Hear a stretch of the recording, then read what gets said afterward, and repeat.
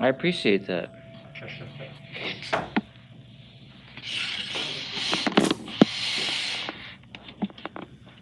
You should just like let it go. Thanks for the extra time. I needed that.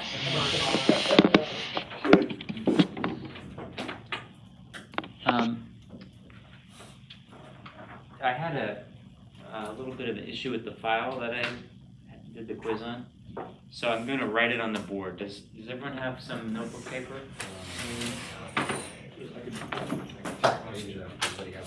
You're probably not supposed to share that. Take it on a blank piece of paper.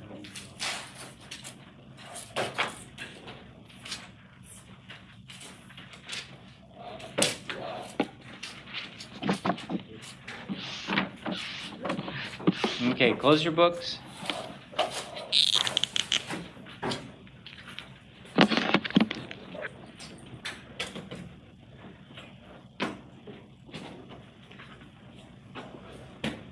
Everybody ready? No, do we have another week? No. It was worth a try, but You miss 100% of the shots you don't take. You know? there you go. Took a shot, you missed. Yeah, there's the bit of that. But okay, we're taking a quiz now. I'm ready with your paper and your writing implement. All right? So I would like the name and the sound of these vowels.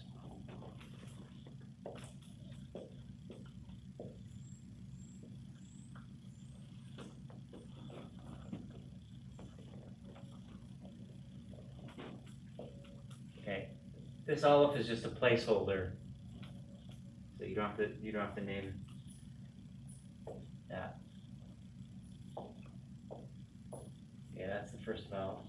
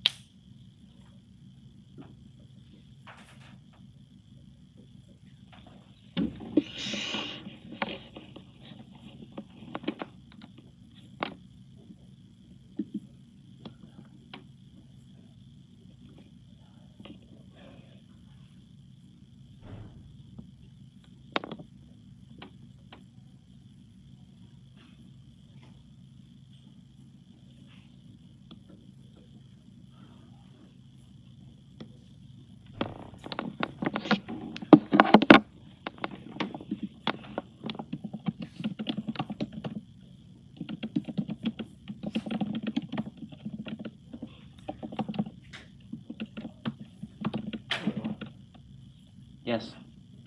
For the first part, is it going,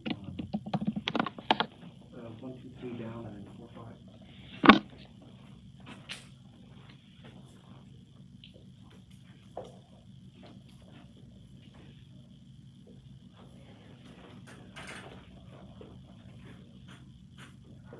If you did it in different order, just put the numbers on.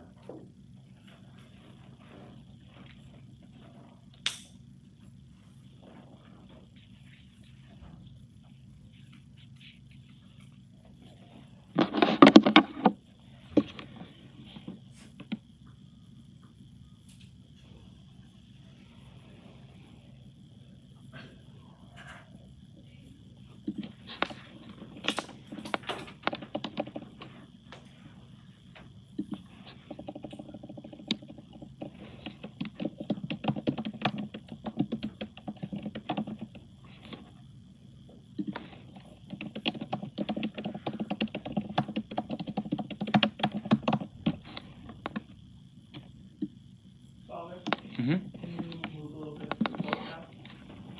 Yeah. Happy to.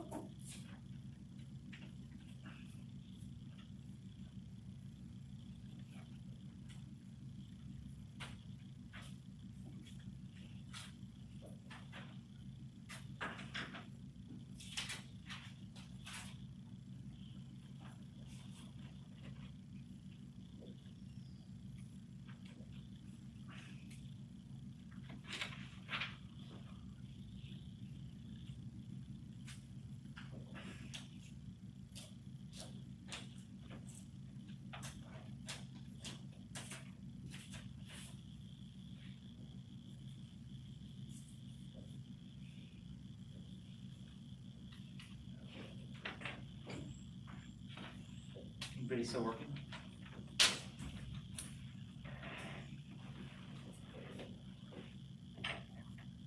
Raise your hand if you're still working.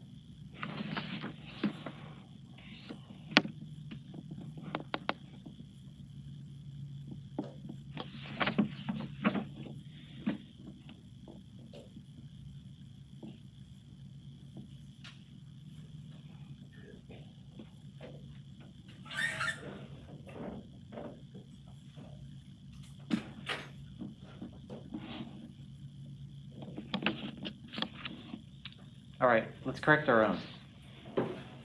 So this is name and sound. You get 1 point for name, 1 point for sound. You don't have to spell it exactly right, but you gotta get close. And the sound could be, you could just write the English vowel, or you could say O as in snow or whatever. As long as you got it. Let's correct our own. What's the name of this vowel? Hata. Makes an ah sound.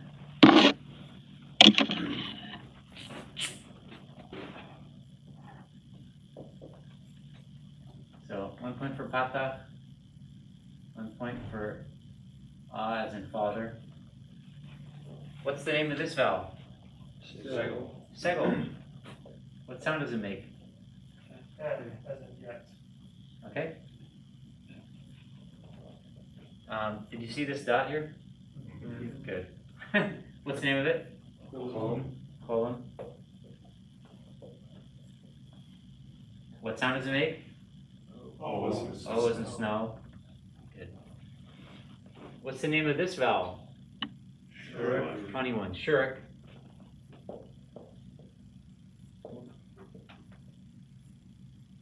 You. What sound does it make?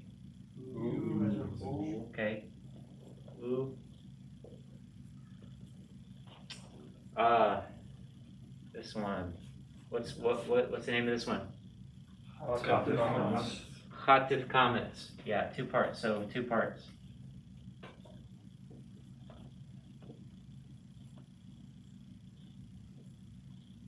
Chativ comets. And what sound does it make? Okay. I think that's what he told you, so you get credit for that, but it's not correct. I said this in class, but if you didn't note it in class, if you put O as an odd, you get points. You get the points for it. But it's O as in snow. Does anybody remember me saying that? It's O as in snow. You should correct that in your textbook. But I'll give you point. I'll give you O for O as an odd. You get that point because it's in the textbook. But it's actually O as in snow, long O. So I'll write both of these on here. Okay. All right. Father, is that also true for comments Khatuf? Yes, Kamas Khatuf, yeah, is O as in snow. And that might have been where I emphasized it, so I'll give you credit. If you have what's in the textbook, I'll give you credit for that, yeah. So I just wrote down, rather than trying to describe this one exactly, I just wrote down like the A, the E, and the U like it would be on the chart. Okay.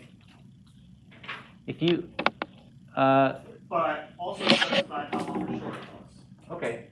So like if you put an A, you just put an A there. Mm-hmm. Specifically for some of the ones that are O, I put U instead, because that's how I memorized the chart. U. Oh, so you're thinking of vowel class Yes. rather than sound. You're thinking of vowel class. Ah, okay. Okay? Sorry about that. If you got like if you put U for O, I can't give you that, I don't think. But if you just put an A, like for this one, Okay. you get that. Or an E for this one without anything else, that's okay. But, does that make sense? Mhm. Does that seem fair? Okay. Oh, You sorry, can I ask didn't do double O for you, I just did U, That's fine. U as in sure, okay. Yeah, that's fine. Yep. So for mine, like, for example, like, I had an AH sound, or you want to? That's fine. Okay. You just said AH, not, it's papa. But if you said PATAH, if you spelled it that way, that's Right. fine. I meant for like the sound it makes, like the AH as an ah. Did you want like? Oh, that's fine. Okay, and like. It makes an ah sound. Yeah, okay. Any other questions? Okay, trying to be generous here, but I think there's a range of right answers, and then you can be outside of that, right? Okay, let's come over here. What are the names of the two types of dagesh? Weak. Okay, weak and strong. Hopefully everybody got that. Weak and strong. What does a weak do? That's the first one we learned. What does it do? It provides the hard sound in the gun. Okay, so if you just said pronunciation or two sounds or something like that, you got that? Ian? I probably got so specific as to screw myself up here, but I put opens the mouth for pronunciation. Opens the mouth? Uh-huh. No, it doesn't Okay. open the mouth. Does Yeah, it that's close it, actually? that was specifically Yeah. wrong. Okay. It actually closes. It actually closes the mouth. I mean the dot Uh-huh. to make it harder. Yeah. It's for strong, I put closes, or opens the mouth and then closes the mouth, anyways. Okay. You know what? No, I'm sorry. Yeah, that's If you had just said pronunciation, I probably could have given it to you, but I don't think. Gotcha. Yeah. Question. I said voiced and unvoiced. That's fine. Okay. Pronunciation. The two different pronunciations is what we're getting at here, right? This probably doesn't count, but I said modifies the begun thought, because like I knew the Oh. changes of E to a B. Like, Okay. I told it to you. But I didn't. Modifies. I could give you half. Okay. It modifies the sound. That's what we need. We need to get to pronunciation, but yeah, I give you partial credit for that. Thanks. Okay. Strong dagesh does what? Like, there's a consonant. Yeah, it doubles or lengthens. I use both of those descriptions. It doubles or lengthens a consonant. Okay, everybody with me on that? So that's one for the names and each, and then one for the functions each. Okay. All right, vocabulary. Av. What does av mean? Father, Good. ancestor. Good. What does achal mean? To eat or he ate. You could do it either way. What does, you know what? This is supposed to be a chet. I'm sorry. I can tell I don't have my glasses on. Does that change anything for anybody? I haven't given you the definition yet. Because there was this word with the chet in vocabulary, there was no hey. So hopefully it didn't throw anybody off. Okay? Yeah, so shalach means to send, or he sent. Fourth one, what is that? What does davar mean? Davar. Word. Word or thing, or matter. If we get one of those, that's fine. Do we get more? Yeah, unless you have wrong answers along okay. with it. I It didn't cancels matter. out your right answer. So I think, word is the typical definition. So if you got word, but if you put matter, just matter, I give you credit for it. Sure.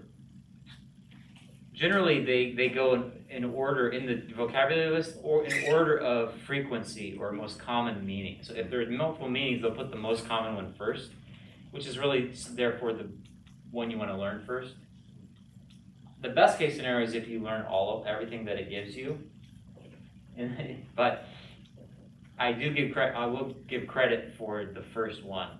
Just putting the first one in every case. But does that make sense? Like if you had one right meaning and one wrong meaning, then it's sort of, at least would only be partial credit. Okay, so but word, matter, thing, any of those will work here. Ia, City, town. city or town is an ia. Okay, so it should be out of 24, points out of 24. Father Bott, Yeah. I sincerely apologize. I have one more question, and it was part 2 about the function of the strong. Yeah. I assume this is wrong, but you miss 100 every shot you don't take. So I said. I've heard that. So I said the strong begin functions as pronunciation in parentheses, stress after a consonant? Question mark? Wow, that's a lot there, but I think that's not correct. Okay, I figured that. Yeah. So the strong dagesh is lengthening the consonant. Mhm. I didn't hear that, or doubling it. Okay. I didn't hear that in what you said there. Okay.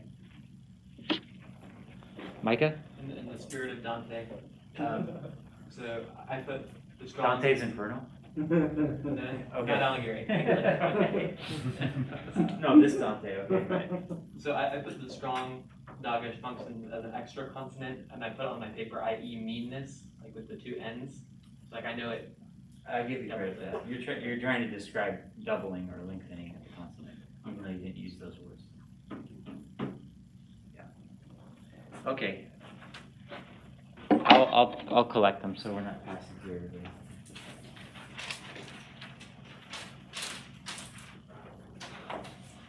Put the total on the top, Father. Yes, please. Out of 24. We'll give Jonathan a little break today. Thank you. Did I get, is this yours? Thank you. Thank you. This is how quizzes are going to go. A couple questions about the most important grammatical concepts. Right? There were a lot of other details we got into. I'm not going to ask you in really specific, details. I want to check on the big ideas, right? So all these were big ideas. The vowels, I really emphasize that. You got to know the vowels. Dagesh, we've been talking about those several times now. And then vocabulary. Usually I'll ask you like 5 to 10. Today 5, since I'm writing it on the board. That's how quizzes are going to go. So hopefully start to get comfortable with that. Let's press on to our Hebrew for today.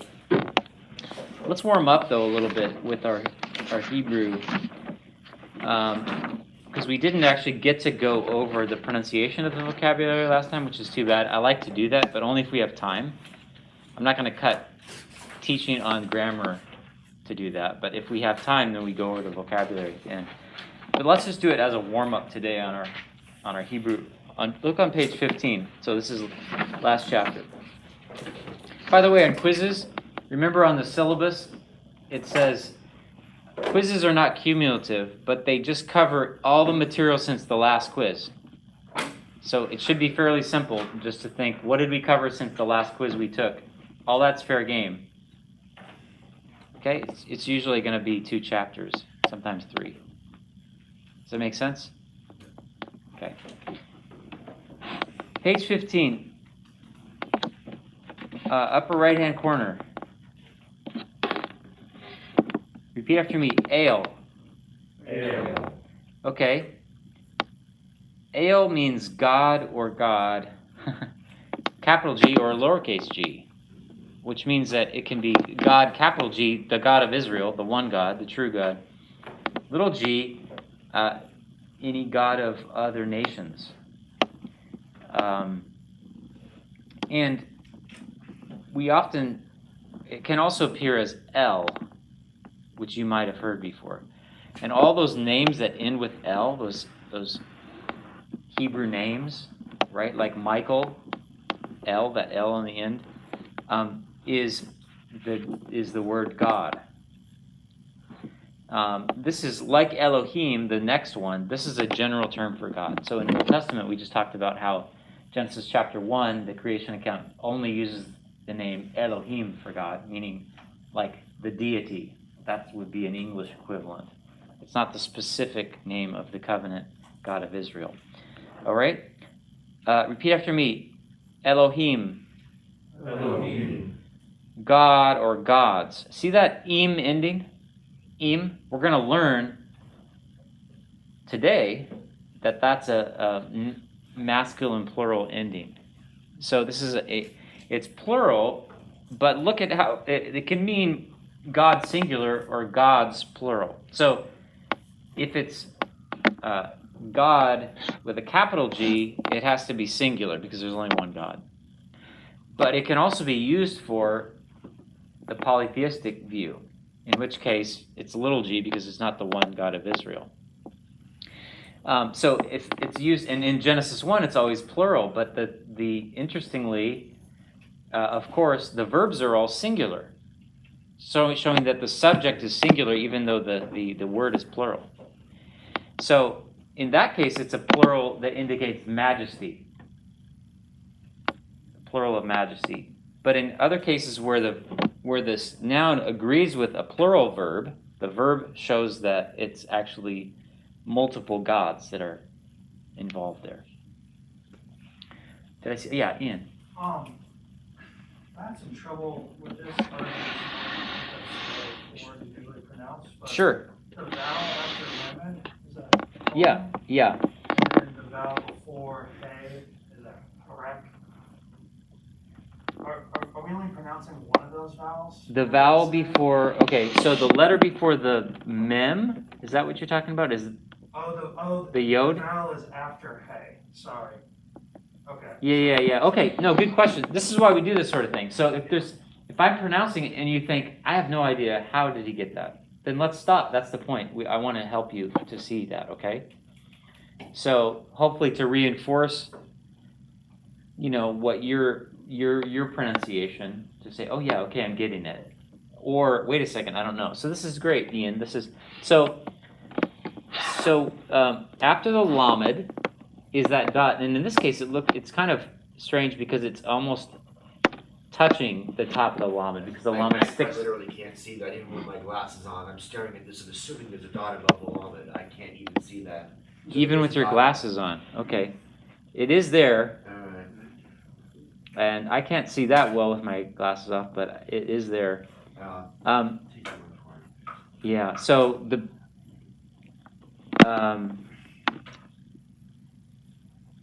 there is a dot there. That's the cholim, and so it's pronounced after the lamed, so it's low. Okay? Then we have a chirik, followed by a yod. Remember, there was a combo. There's a combo, chirik yod combo. So this is actually, they go together and they make the E sound. So we have, in this case, him. Right, the syllable begins with a hey, so the sound, chirik yod, E, and then the final mem, him. Do you follow how that works? So it could be you were seeing the chirik, but then you were separating it from the yod, maybe? Is that right? Yeah, Okay. I think so. Yeah. So, good questions, because these are, as we're getting used to these vowels, cholim is different because it's up in that position that's unusual. And in this case, it's particularly seems odd because it's really close to the letter. It's unique to the lamed. And then chirik yod together. We have to take them together. So it's Elohim. And this is a chatif segol at the beginning, which just makes a S sound like the segol. Elohim. All right. This next one is a good example because it shows you how futaro is indicating nouns that have their accent on a syllable other than the last. So, given the principle that I gave you, that is in Hebrew, the stress or accent is as a default on the last syllable. You would pronounce this eretz, right? But he gives you, so he just gives it like just a straight ahead version, but then he gives in parentheses this other form of it, and it's actually the same form, but he did a different presentation of it, and he makes the first consonant and vowel blue. It's actually, honestly, an awkward way to do this, but what he's telling you there is that it's accented on the first syllable, right? He doesn't, in only 2 cases in this vocabulary, he does this, because in only 2 cases is it not on the last syllable, right? That's the default. So what he's saying is it should be pronounced eretz, not eretz. Try to get my good resh sound in there, okay? So repeat after me, eretz. You see how that works? Now, I would like it if he just marked it every time throughout, and which is what I'm going to try to do when I write a word that it has its accent on another syllable. I'll mark it if it's not on the last with a stress mark. And then it also becomes confusing because he uses the color blue for different purposes later in the book, and then it gets confusing. Well, is this accent or what is this he's using? But he just uses it for a different function. So, but in the vocabulary lists, we'll see his convention here about how he highlights the non-final stressed syllable. Do you follow how that works? Okay. Another word right out of Genesis 1. Eretz. God created the heavens and the earth, and that word is eretz. Okay? The next one is davar. Repeat after me, davar. Davar means word or a matter or a thing. If you say thing in Hebrew, you would just call it a davar. Then we have yad. One of these, the yad. Repeat after me, yad. Yad means hand or power. See, in this case, as in the last, the first meaning is the most common. It mostly means hand, but in some cases it can mean power. You see why your hand might be used to talk about power, right? Because it's how we enact power in the world, how humans, and so, like you have Yad Adonai, the hand of the Lord, which is not necessarily, it's not talking about a physical hand, a literal hand, but the power of God. So the hand is used in that way in biblical Hebrew. Oh, Gregory and I were just talking about this next one. Repeat after me, yom. Yom. It means day. And this is the word in Genesis 1. There was evening, there was morning, one day, or a second day, etc. It's yom.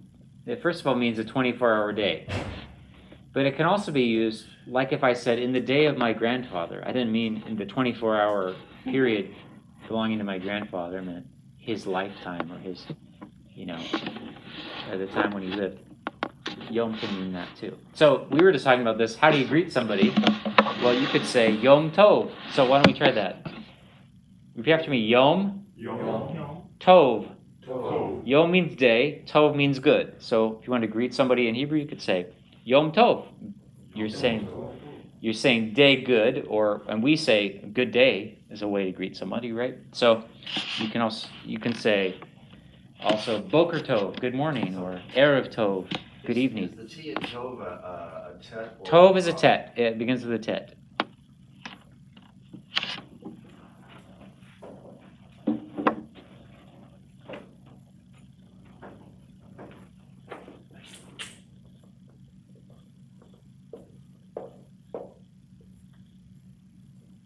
There's Tov. so now we can read each other. Okay, the next one is a little bit longer. It's milchama. Milchama. Repeat after me. Milchama. Milchama. It's a good example because we have within this word both a chet and a hey. We have to distinguish them. We don't say milchamach, or there's a tendency to kind of match them up, or milhama. It's milchama. See here the difference? I'm clearly distinguishing between my chet and my hey. And that means a war or a battle. Ignacio. So it would always be silent when found at the end of a word. Well, that's a hey at the end. Right. So that's why it's, it sounds more silent. It's an H sound. Milchama. I mean, if we make an H sound at the end of a word, it's real hard to hear. So, and often it can result in hardly not even hearing the hey. You're gonna hear it more at the beginning or in the middle of a word than you will at the end. Yeah. If it were a hey, if it had a hate, it would be sounded then. Yes. Yeah. Yeah. I mean, it's just with the hey, it's the sound, and it's not as strong. You don't hear it as strongly at the end. I mean, it's still an H. There's an H sound there. Milchama, ma. You don't have to belabor it at the end. Okay, Gregory? How much of a difference is sound between the hey and the het? Oh, big difference. Yeah. Chet is hey is. Can you hear that? Yeah, that's chet is that guttural, is the strong guttural sound. Hey is a guttural in Hebrew, but it's really just an H sound that we have in English, right? The H sound, but we don't have the chet in English. Okay, another one accented on the first syllable. It's not melech, it's melech. Repeat after me, melech. Melech. Accent on the first syllable. Melech means king. That's an important word in Hebrew and in the Bible. And then we have the word malchut. Repeat after me, malchut. Malchut. And it's a cough without a dagesh, so it has the soft sound. Do you see the similarity between this word and the previous word?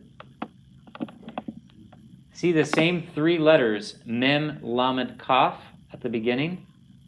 And you see the meaning relationship, right? One means king, one means kingdom. So you start to get a feel for how these three-letter roots work, that you can take these same three letters, they have a basic semantic content, and then you can form them into different parts of speech.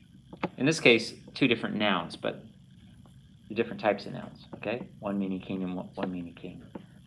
So that you could have that root could also be used as a verb to rule.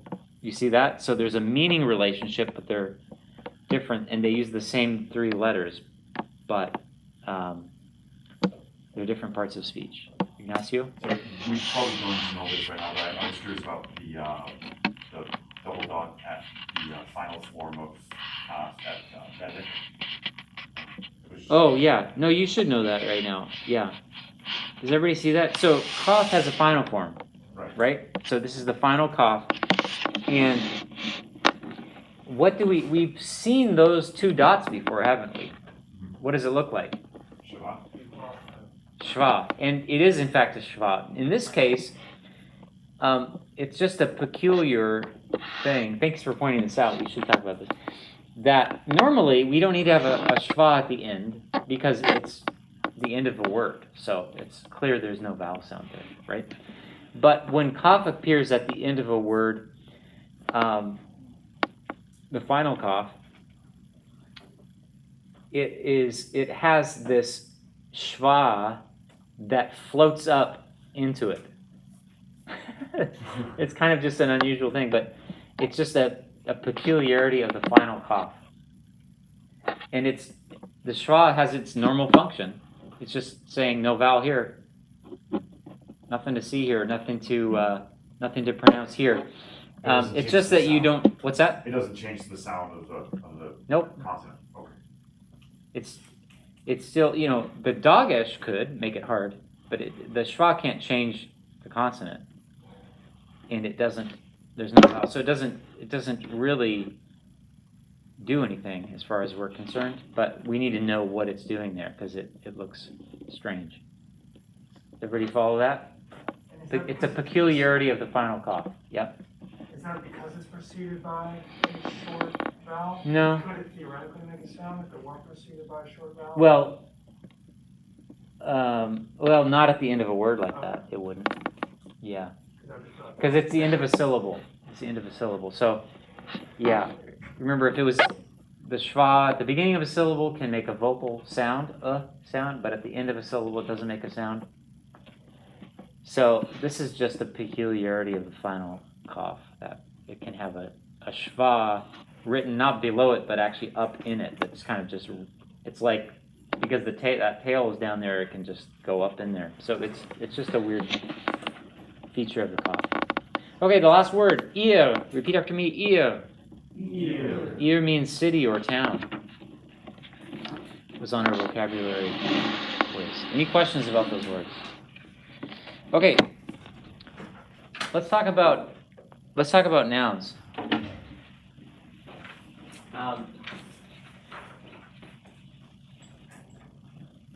Nouns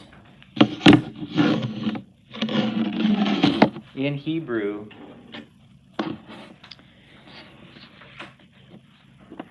can have gender, number, and definiteness. We're not going to talk about definiteness today, but we're going to talk about the gender and number of nouns.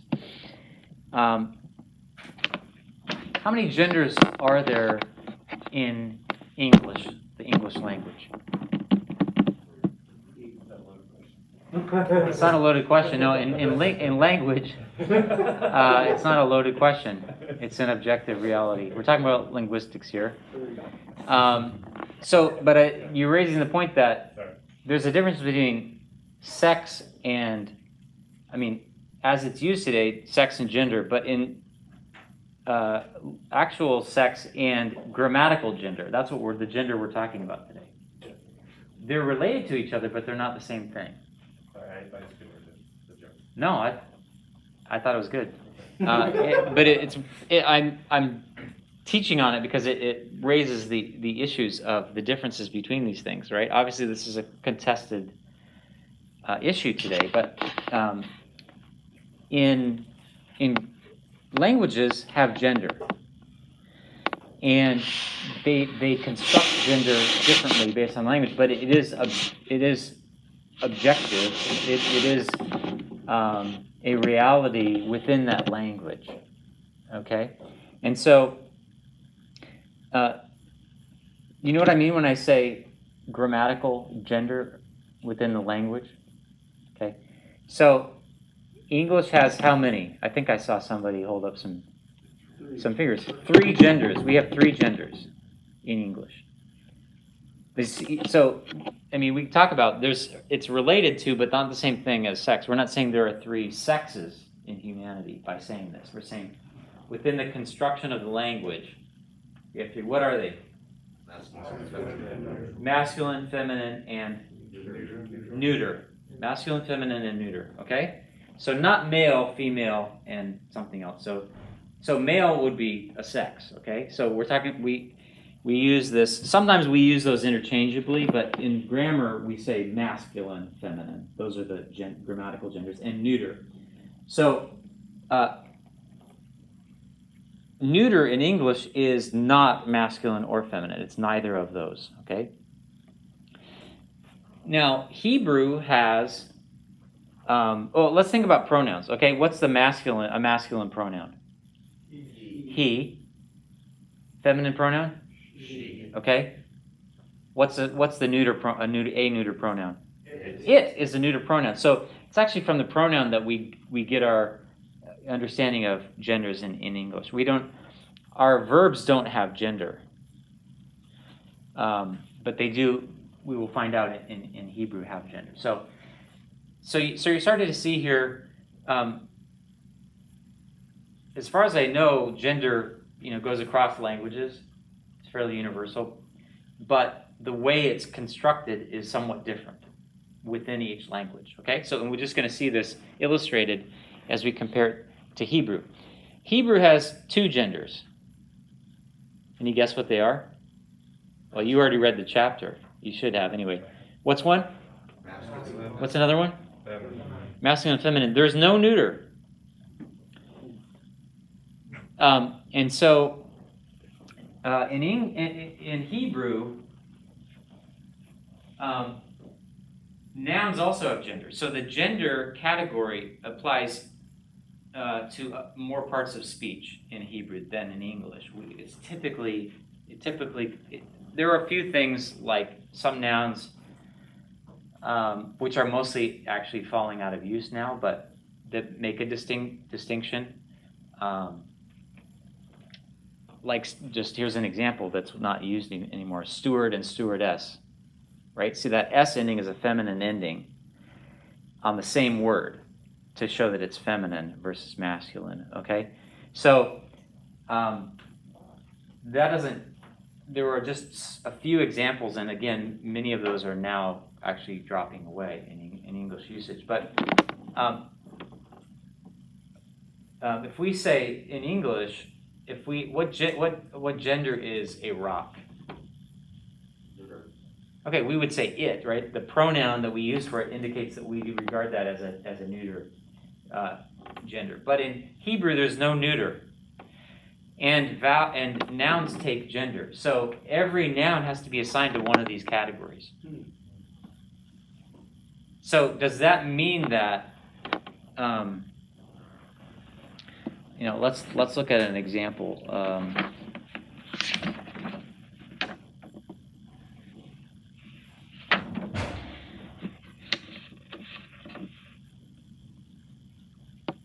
So, I mean, we just take davar as an example. Word, it's masculine. Does that mean that there's some kind of inherent link between words and men? Or that somehow a word is like a man or something like that? So, no, this is why we have to distinguish between sex and grammatical gender. Okay, so we're not saying that there's something, there's an inherent connection to the male sex because we assign a certain word, because Hebrew had to assign every noun to either a masculine or feminine gender. Okay, now certain words that typically are used for males, that's for the male sex, would be masculine, and feminine words used for the female sex. You see how that works? But that doesn't mean that applies to all other nouns, just because there's a correspondence that happens there. And in fact, I'll give you a story of this. When I was in grad school, my wife and I, we moved several different times, and we often would live with an elderly woman and help to take care of her for reduced rent. And it was a really good financial situation for us, and we also helped her and her family. We did this several times. And then we were needing to move again, and so always we had done it by word of mouth before, but this time we went through an agency. There are agencies that place people in relationships like this with elderly people to help them, and usually for a good financial benefit to the person who's doing it. So we were going through this, and the woman's, she introduced herself as Diana Shakina was her name, the agent for this placement firm. I said, that's an interesting name. I think it sounds familiar to me, like I've heard that before. And she said, oh, well, it's the divine feminine. I said, oh, really? And she said, yeah, I want to embody the divine feminine in my life. And so I chose that name for myself. After I was divorced, I didn't feel like I could keep my husband's name, so I just chose and I didn't want to have my parents' name, so I chose a new name for myself. So Shachan means to dwell, and Shekinah is used for the dwelling of God. So it happens to be feminine, but, and there's actually, after that I realized that there's actually a tradition of Jewish mysticism that relates to this, which is probably where she got exposed to it.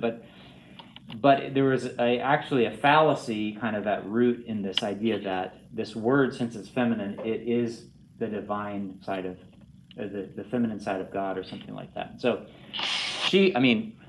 at that point I didn't feel like I could launch into this lesson with her. So it was a little bit too late, the legal name change and everything. So I just listened. But you've been able to benefit from her example. So grammatical gender doesn't, it's not the same thing as sex.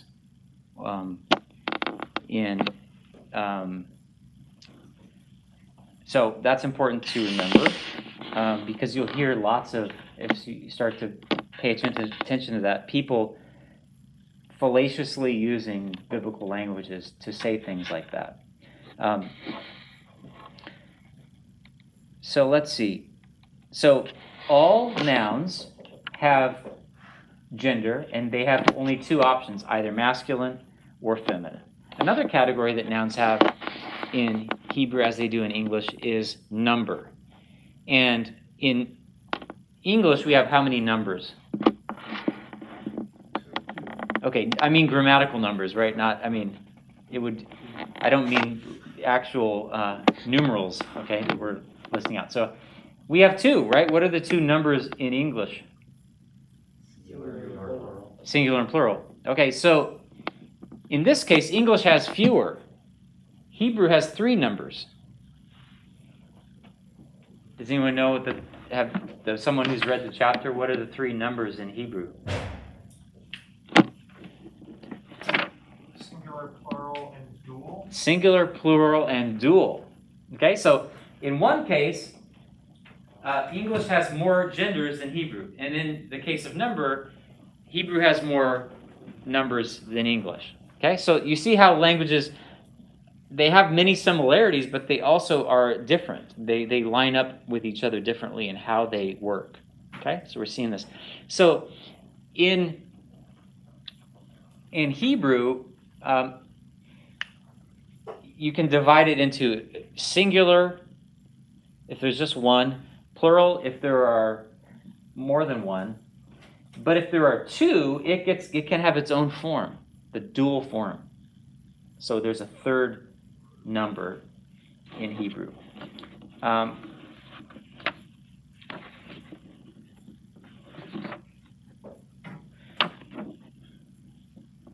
So let's look at some of these forms and how it works.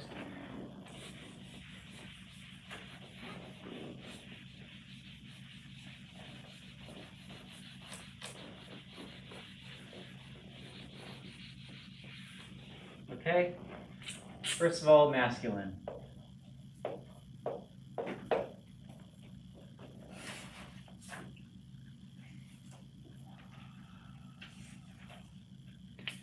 Well, let's do it that way.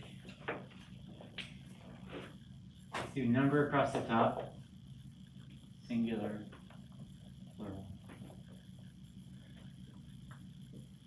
Masculine, feminine. Let's do it this way. And let's use favorite Hebrew word, sus. Repeat after me, sus. Sus. Sus means horse. Remember, does Dr. Seuss have any books about horses? It'll help you remember that one. Sus means horse. So masculine singular. Do you see how this chart's going to work? We have columns for our number and then rows here for gender. Follow that? So there's going to be, because every noun has to have both of these categories. Okay, so we're going to start with the singular masculine singular, sus. That's supposed to be a sonic. It looked a little bit weird, but sus. Okay, now the first thing you notice is that this is the vocabulary form of this word. This is the basic form of the word. It's what linguists call an unmarked word. Masculine is unmarked. There's no ending for masculine in the singular. Okay, so it's the simplest form. So that's why masculine singular is always the form you get in the vocabulary list. So when you learn the word in the vocabulary list, you're always learning masculine singular, unless the word is feminine. Now, the reason I'm choosing Seuss is because the word Seuss, like steward and stewardess, can be used both in masculine and in feminine. So it helps to illustrate it. But most words are going to be, you have to choose between masculine and feminine. So this is just helpful because we can get them all in one chart. So the masculine plural ending is im. So it's going to be Seuss im.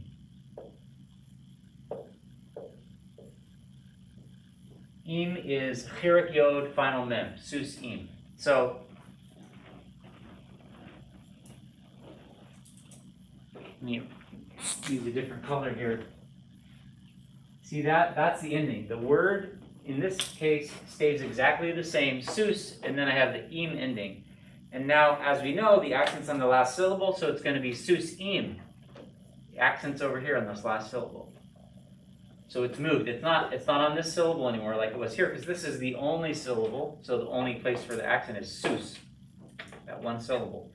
Here we have two places we could put this accent. We could have Seusim or Seusim, and we know that it goes to the end. Okay? That's the masculine plural ending. The feminine singular is kamatse ending. Kamatse ending. Susa. Again, the accent goes to the last syllable. Sus. Repeat after me. I haven't been having you do this. Repeat after me. Susim. Susim. Susa. Susa. Okay? And then susot is the feminine plural.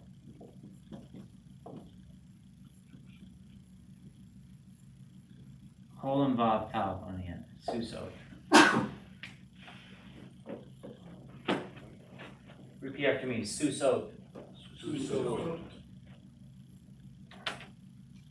So you can tell if there's no ending, it's most likely masculine singular. If there's an im ending, it has to be masculine plural. If there's an a ending, it's going to be feminine singular. If there's an ot ending, it's going to be feminine plural. Micah? So I'm a bit confused on, so for sister is akot, right? Yep. That's singular, right? But it has an ot ending modifying the ak. Yes, that is confusing.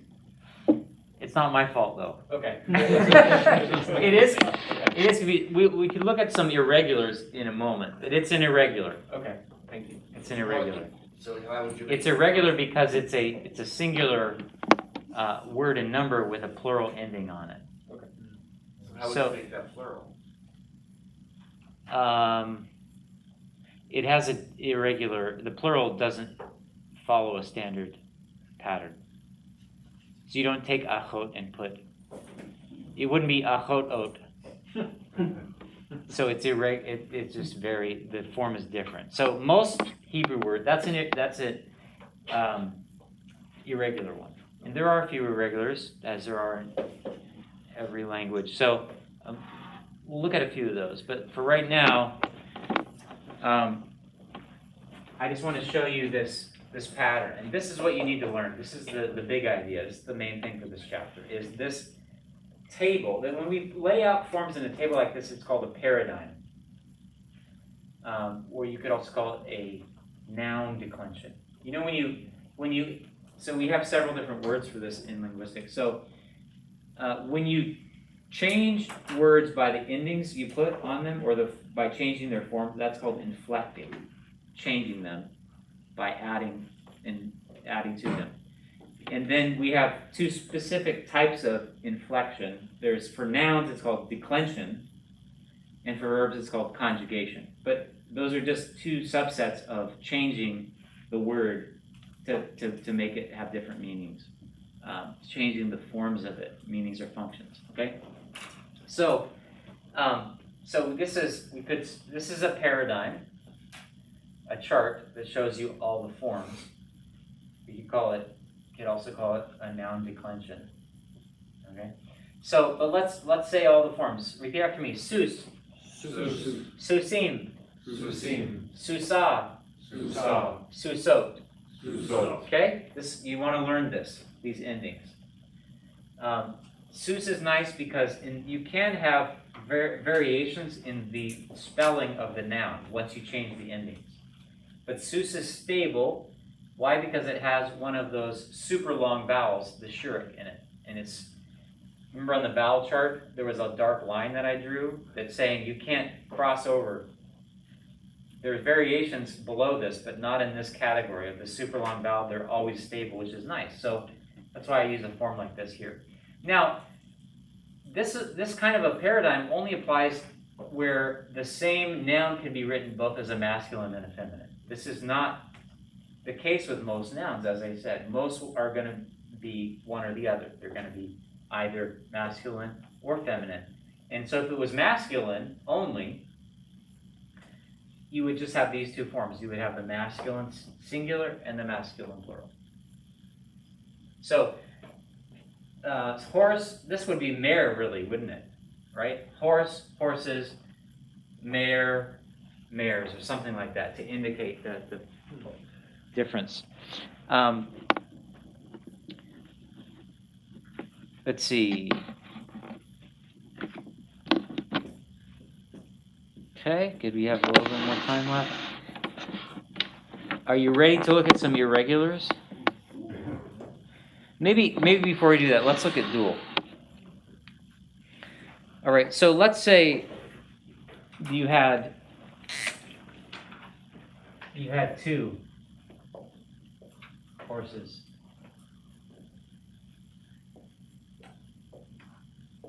You have a different ending. Yeah, let's do this first before we get into the irregulars. You have this ending. So the masculine plural is im. Now this looks kind of like it in that it has a yod and an m, but the vowels are different, and the accent is different.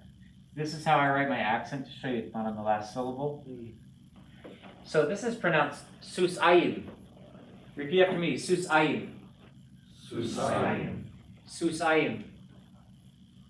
Susayim means two horses. Okay, that's the dual. So if you were going to say there were two, you could in Hebrew use the number. There's that possibility of a construction using the number two, but often it's easier just to use the dual ending, the dual number, to convey the fact that there are two of something. So I would put this ending. So this ending you need to learn along with this chart. The dual ending ayim, patach, yod, chirik, final mem, with the accent over the patach. That's really important. So what is on top of the final S right there? That's a stress mark, an accent mark, telling us that this is accented ayim, not ayim. It's ayim. So I'm always going to make my accent mark or stress mark like that with this little mark there. Okay, to show you where the accent is when it's not on the last syllable. All these are on the last syllable. I'm not putting it in here, but here I need to indicate that to you that it's susayim.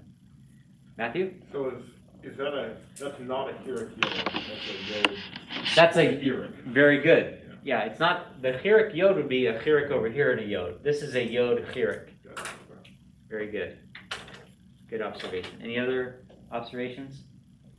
Questions, Ignacio? Yeah. What's that? Susayim. Say it after me. Susayim. Susayim. The accent is here. So sometimes it's helpful to say what is it not. So it's not susayim. It's not susayim. It's susayim. Yeah, Gregory. Is there a gender on that, or do you lose gender when you go dual? No, you don't lose it. That is masculine. Is feminine different?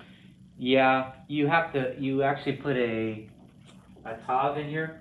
One thing that I can point out to you right now is hey is the standard feminine ending. So you should start to think Kamat's hey ending feminine is the feminine ending. But you can sometimes have a tav as an alternative.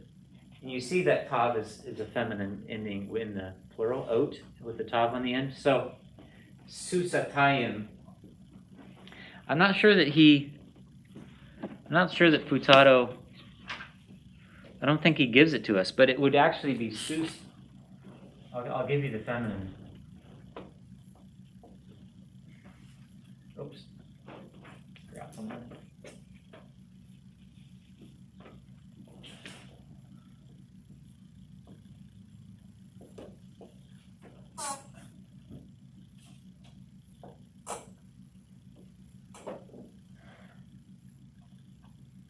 Oops.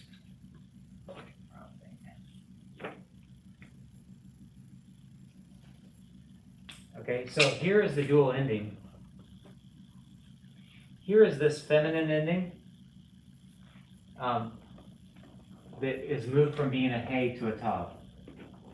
Susatayim. So you should probably write that down too. Susatayim. That's the feminine dual. Masculine dual. Feminine dual. Yeah, it's surprising that he didn't give you that. I'm sorry, how did the top one and the bottom one also the Susatayim?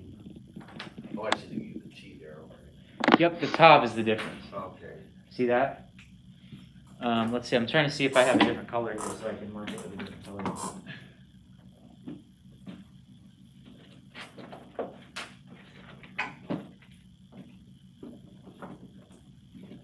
There you go.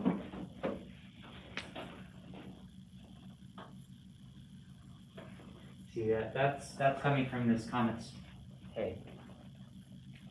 So that's what tells you it's feminine. It's the addition of the tav.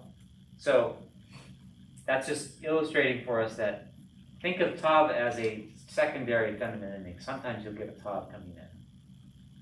So the main thing is ayim, this ending that you need to learn. That's the dual ending. Matthew? Book notes that it is mostly limited to nouns that come in natural pairs. Yep. Hands as an example. And those are often feminine in gender. If you use it as you was like, I have 2 apples for breakfast, like would it come in there, or is there only like certain kinds of nouns that? Yeah, you can use it. 2 apples. Mm-hmm. Would you? So what? I guess Tapua chayim, I guess would be. So what does he mean? Like, I guess what's the purpose of giving us that distinction to nouns that come in natural? Well, I think because in the vocabulary, you're going to get things like yod, hand. So you won't.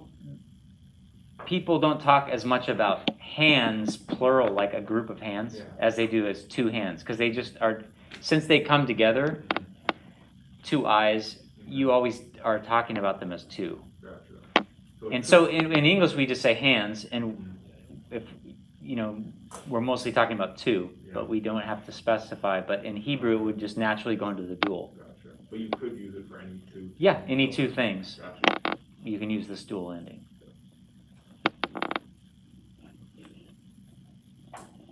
Any questions? So that the feminine dual is the only time you're going to see the IE, which would normally be masculine plural, used in a feminine context. Say it again. The ending of the feminine dual looks almost like the masculine plural. It does, but it's different. Yeah, it could fool you, but it's not the same. You got that? All right. This is im, chirik yod mem. Right. This is ayim, patach yod chirik mem. There's no chirik yod in this, and there are 2 vowels. So consonant-wise, it's the same, but that's why you need the vowels, and you need the accent. The combination of these 2 vowels and this accent make it clearly distinct. Ian? Is that the typical, I guess, locations for that sort of information? Is it going to be like the root of the word, then the gender, then like the ending? Yeah, well, usually, yeah.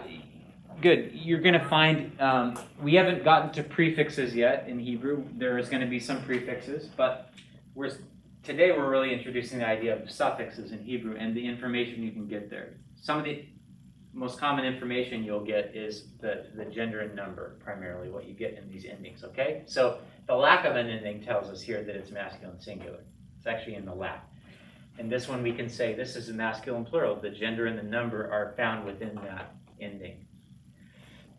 And this is just an unusual case for the dual where you're going to have another ending that comes in here. Because the dual ending itself doesn't give you the gender, it just gives you the number. So it's actually what's back here. The lack of an ending here is showing this as masculine, and this tav is showing this as feminine. Okay? Good. We just have a couple minutes left. Let's say the vocabulary words together, because what we have for vocabulary today is really the paradigm of independent personal pronouns. So start in the upper right-hand corner and repeat after me. Let's see if we can go through all these. And then we'll talk about these in class next time. Repeat after me. Who? Who? You see where I am? He, it, who? Why is it he, it? Because there's no neuter, so it has to also be represented by, depending on whether it's masculine or feminine in Hebrew. Next one, he. He. Now, the aleph is silent. The aleph is silent. You might be noticing something interesting here in Hebrew compared to English. This is why I like to say in Hebrew, who is he and he is she. Who is he and he is she. He is actually she, the pronoun she in Hebrew. Okay? Repeat after me. Ata. You, masculine singular. At.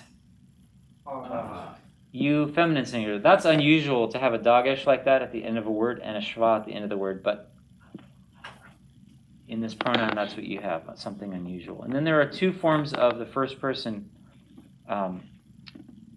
singular pronoun, meaning I. Repeat after me. Ani. Anochi.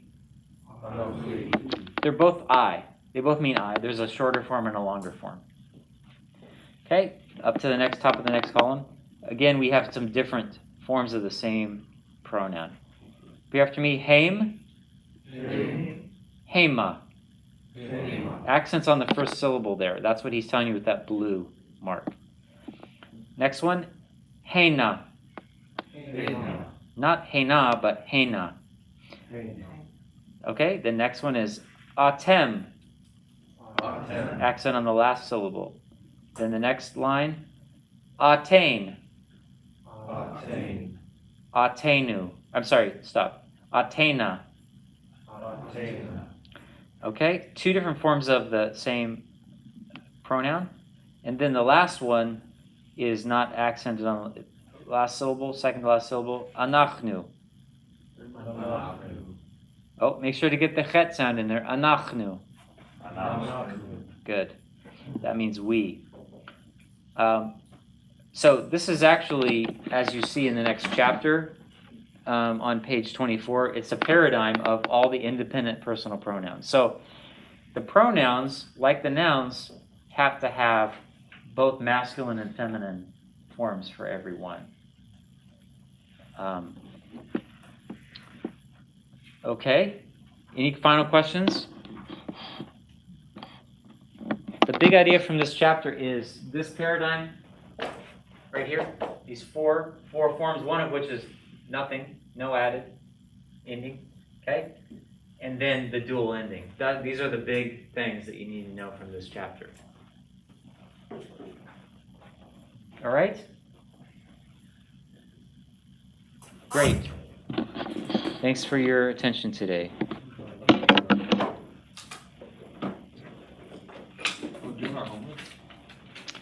Yes.